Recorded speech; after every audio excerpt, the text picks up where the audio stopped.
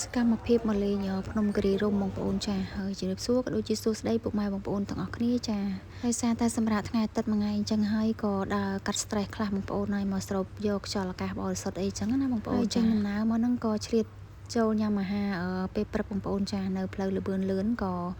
ញ៉ាំរួចហើយក៏បន្តដំណើរទៅមុខទៀតចឹងណាហើយក៏មកដល់កន្លែងច្រកចូលហ្នឹងឃើញក្មេងៗក៏លក់ផ្កានិយាយថាស្អាតស្អាតមែនតើបងប្អូនហើយក៏ទិញម្នាក់មកភួងតែម្ដងយកទៅពាក់ដើម្បីថតអីចឹងមកថាមកគិរីរម្យហើយអត់បានទិញផ្កាទិញអីពាក់ថតគេចឹងខ្លាចគេអត់ដឹងចឹងណាបងប្អូនហើយបន្ទាប់មកពួកយើងក៏បានទិញដង្វាយដើម្បីយកមកថ្វាយយាយម៉ៅសុំក្តីសុខសប្បាយអញ្ចឹងណាបងប្អូនចាហើយក៏បន្តដំណើរទៅមុខទៀតនិយាយរួមទៅផ្លូវឡើងលើទៅគឺវាឆ្ងាយគ្រាន់បើដែរបន្ទាប់ពីចេញកន្លែងពីយាយម៉ៅមកក៏ឆ្លៀតចូលរកកន្លែងញ៉ាំបាយបងប្អូនចាញ៉ាំអាហារថ្ងៃត្រង់ហើយក៏បានថតមកប៉ុសពីប៉ុសអីចឹងទៅបងប្អូនហើយ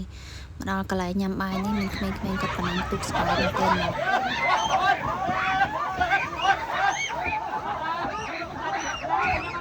កន្លែងទៅមើលក្មេងៗគាត់ប៉ុណ្ណឹងទូកអស្បាយពេកបងប្អូនហើយក៏មកហូបគេលើកមកដល់ភ្លាមតែម្ដងនិយាយពីថា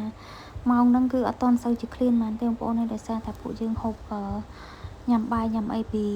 តាមផ្លូវមកហើយអញ្ចឹងណាបងប្អូនហើយបើនិយាយពីមន់ដុតនេះវិញនិយាយពីថាអូយនៅក្តៅក្តៅនិយាយពីសាច់ស្វិតល្អមែនតើបងប្អូនហើយមន់ស្រែនិយាយពីថាជាតិនោះជាតិបើនិយាយពីមនុស្សមកលេងវិញបងប្អូនហើយកញ្ចោះប្រមាណគឺណែនទាំងអស់តែម្ដងគឺរកកន្លែងអង្គុយអត់ចង់បានទេបងប្អូនអើយនិយាយពីថាដូចខែបុណ្យខែទៀនអញ្ចឹងហើយបើកន្លែងដាក់ឡានដាក់ម៉ូតូវិញហើយណែនហ្មងណាបងប្អូនដូចរដូវចូលឆ្នាំអីអញ្ចឹងណាគឺសបោអ្នកមកលេងមែនតើតែម្ដងហើយបើនិយាយពីសម្លនេះវិញបងប្អូនហើយនឹងខ្ញុំសូមរីខមមិនមុខម្ហូបមួយមុខនេះគឺអត់ឆ្ងាញ់ទេបងប្អូនហើយនិយាយពីថាគឺជូរឡើងឆ្លេមហ្មងណាបងប្អូននឹងខ្ញុំសូមរិះគន់បន្តិចចោះឲ្យគាត់កែច្នៃធ្វើយ៉ាងម៉េចឲ្យវាឆ្ងាញ់មានជាតិជាងនឹងតិចទៅបងប្អូនហើយមិនមែនថាមិនទេហើយអ្វីដែលខ្ញុំនិយាយនេះក៏មិនមែនថាចង់ជន់បលិចពួកគាត់ដែរបងប្អូនហើយគ្រាន់តែថាចង់ឲ្យគាត់នឹងចេះកែច្នៃចេះធ្វើម៉េចឲ្យវាឆ្ងាញ់ជាងនឹងតិចចឹងណាបងប្អូនចាឥឡូវក៏ខ្ជិលបោបាច់អីវែងឆ្ងាយណាបងប្អូនហើយក៏បន្តដំណើរមកកន្លែងទៀតនិយាយរួមទៅគិរីរម្យហ្នឹង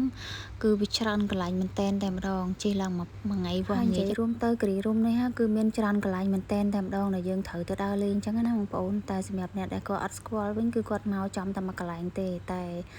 សារបងថ្លៃនេះខ្ញុំមែនតើគឺគាត់បកកែចាំផ្លូវគាត់ស្គាល់ច្រើនកន្លែងក្លុកក្លៀតកន្លែងណាគាត់ស្គាល់ដែរបងប្អូនអើយមកដើរលេងសពហើយមកឡើងមកដល់កន្លែងខាងលើនេះបងប្អូនអើយ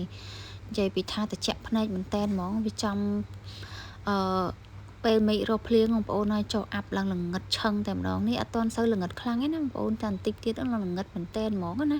ហើយនិយាយពីថាឈរឡើងចង់សើមខ្លួនហើយបងប្អូនហើយមិនមែនជាទឹកភ្លៀងទេគឺជាអាប់តែម្ដងបងប្អូនចាមកដំបូងគឺដើមឈើចុងឈើហ្នឹងគឺមើលឃើញច្បាស់មែនតើឥឡូវគឺល្ងឹតឆឹងតែម្ដងបងប្អូនហើយវីដេអូនេះដែរក៏បានមកដល់ទីបញ្ចប់ដែរបងប្អូនចាអរគុណច្រើនសម្រាប់ការតាមដានទស្សនាពេញចិត្តជួយ like comment និង share ម្នាក់មួយផងបងប្អូនចាអរគុណច្រើនជួបគ្នានៅវីដេអូក្រោយទៀតជម្រាបលាបាយបាយ